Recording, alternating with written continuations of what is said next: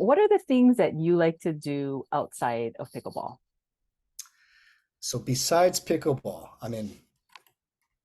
I I I have a school called Ukulele Hale, which is a ukulele studio, and we teach students of all ages, all skill levels.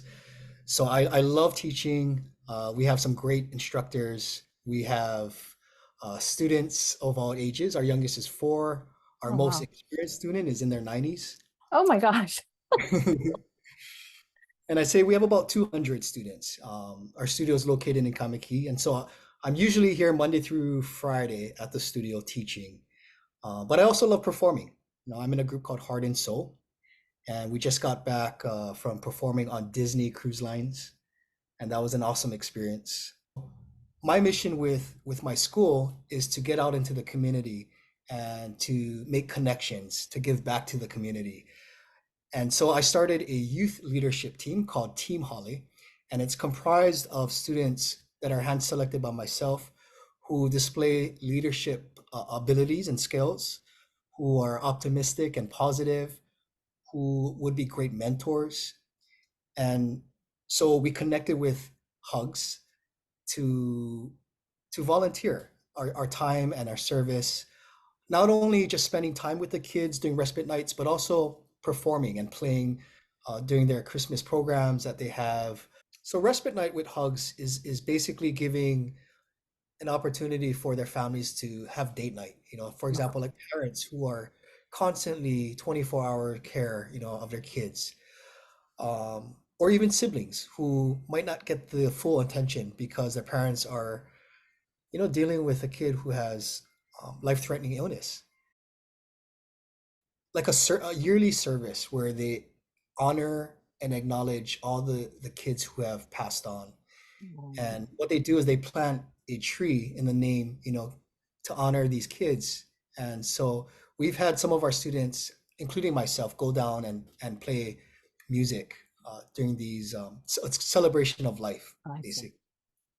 And I want to share this story. This might be off topic a little bit, but if Please. you can Hmm. always cut this out. Yeah, But please.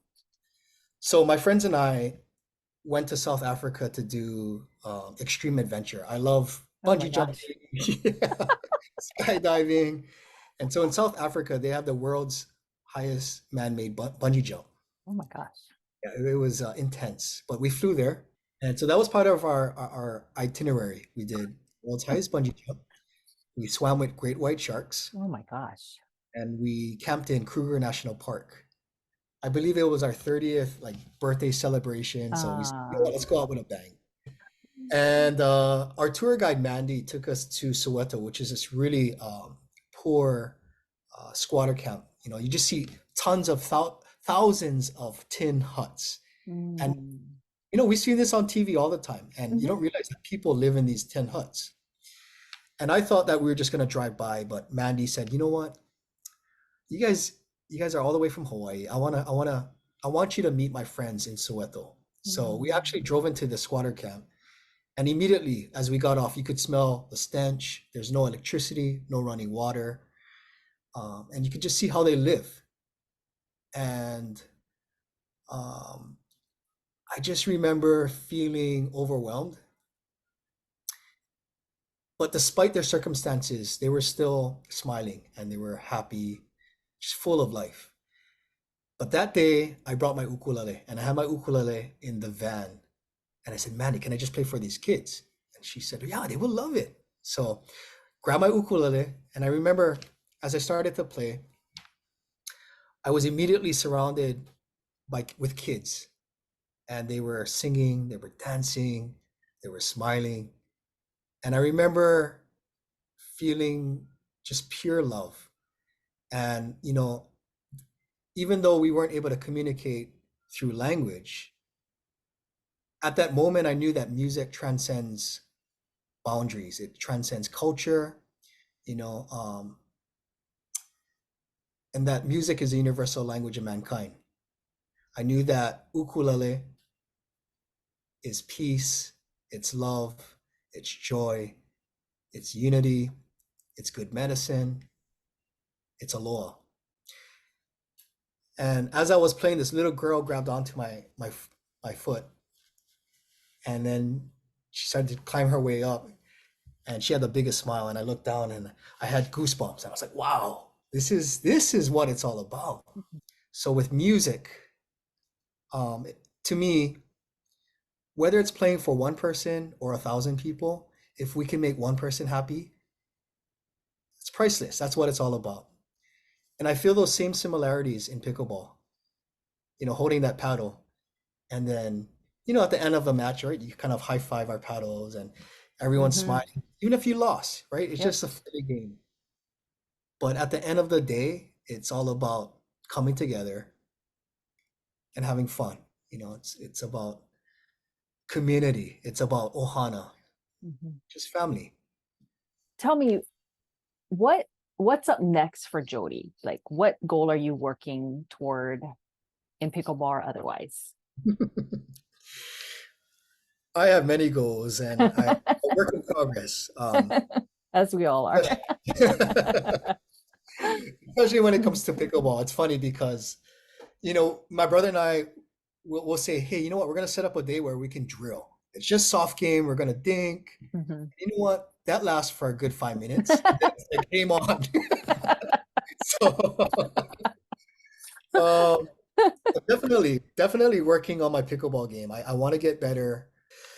Uh, I'm also working on a few projects as far as music. Um, let's see. I'm co-developing um, a show.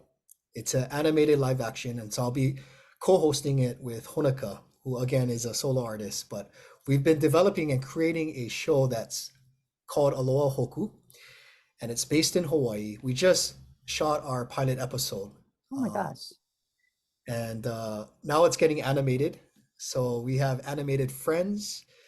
It's basically going to be us um, interacting with our animated friends, and then we're creating music for this ukulele music, and we want to share aloha with the world. Mm. So we've been meeting with Netflix and Disney Plus and Amazon, Apple, and hopefully we can find the right platform that would allow us to really share our I guess our passion for this project with the world. Wow. That's really exciting. Yeah. And then also, I've been very fortunate to connect with Hawaii Tourism Japan, and what we want to do is create sister cities within throughout Mm. Japan. And so we have a sister city in Kanazawa where my youth leadership team was able to forge this relationship through prior to COVID. Mm. We were able to connect online and teach each other about our culture, about our Mm. history, the language, and we even got to write a song together. Oh my God. It's pretty cool. That is so neat. And Hawaii Tourism Japan really believed in our vision, and so they were able to bring my team, my youth leadership team, to Japan. This is Wow. back in 2019 as ambassadors of Hawaii, Wow. ambassadors of Aloha, and we were able to connect and actually perform on stage the song that we wrote together in Oh my Japanese, gosh. Hawaiian, and English, which was I had to pinch myself a few times because again, it's to me, it's about connecting with the world, and when you're able to Mm. do that through something that you really love, it's really powerful. Moving forward, we want to connect with Okinawa, different parts of Japan, and internationally. Mhm. So we've been able to foster relationships with New Zealand, uh, Oh. Korea, and then I want to continue touring and performing and teaching workshops. We just got back from Poland. Oh my I gosh. and Uh-huh. people love Hawaii. They love ukulele. Mhm. All right, welcome to Ukulele Hale. We're located right in Kamaki, and this right here is our studio. This is our waiting room.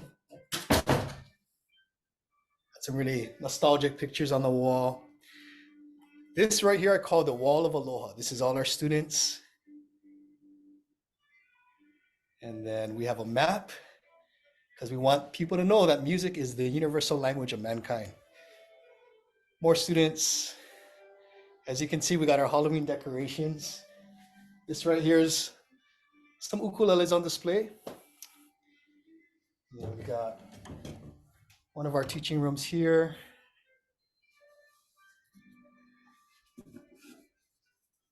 This is another office. This was actually my friend Jake Shimabukuro. This was his first office right here. It's Toastmans Inc. And then this is my office right here. So I do all my work there.